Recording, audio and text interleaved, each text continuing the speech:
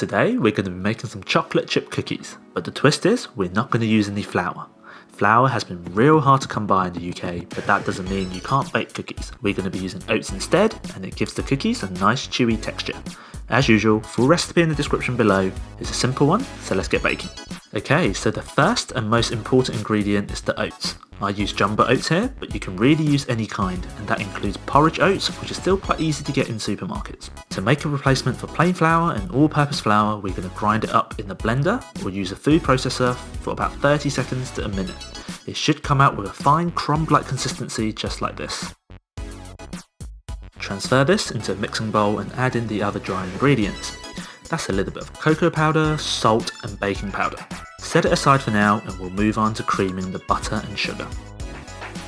I'm lazy, so I'm using a stand mixer, but you can also do this using a hand mixer or even by hand, but make sure you use butter that is at room temperature.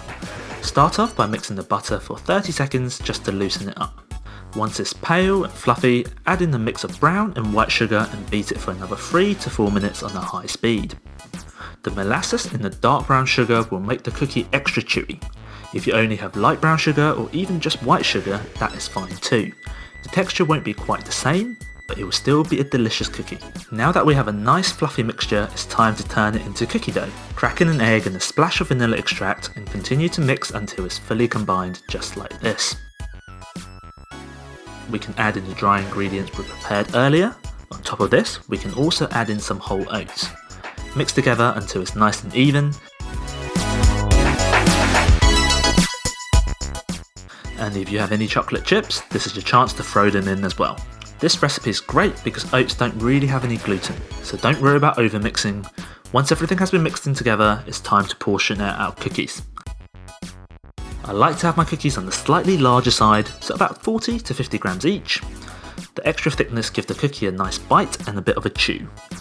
Gently roll them into little balls and make sure you give them enough room to spread out in the oven. Throw them in the oven at 170 degrees Celsius or 340 Fahrenheit for 13 minutes.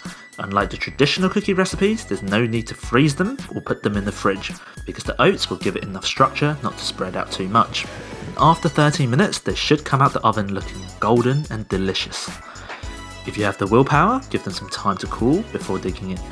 Now, some of you have been commenting here or messaging me on Insta about not being able to get any flour. A little tip from me is to ask your local bakery if they can sell you some. My bakery has started doing it and it has been great. If not, hopefully this recipe has given you some ideas and help with that cookie craving. This has been Isaac, thanks for watching, take care and I'll catch you in the next one.